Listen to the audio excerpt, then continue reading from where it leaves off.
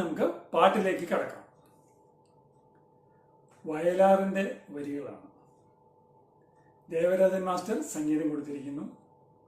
സുശീലാമ്മയുടെ മധുരമായ ശബ്ദത്തിൽ. ഏതാ പാട്ട് നോക്കാം. മധ്യവേനലവധിയായി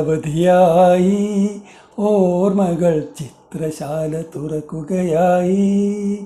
മുത്തുകളിൽ ചവിട്ടി മുള്ളുകളിൽ ചവിട്ടി നഗ്നമായ കാലടികൾ, മനസ്സിൻ കാലടികൾ.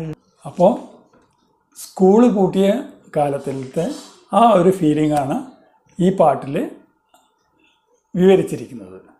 എല്ലാവർക്കും ഇത് നമ്മൾ ആസ്വദിക്കണമെങ്കിൽ ഒരു 19 കൊല്ലം മുമ്പുള്ള ഒരു പീരീഡിലേക്ക് പോകണം.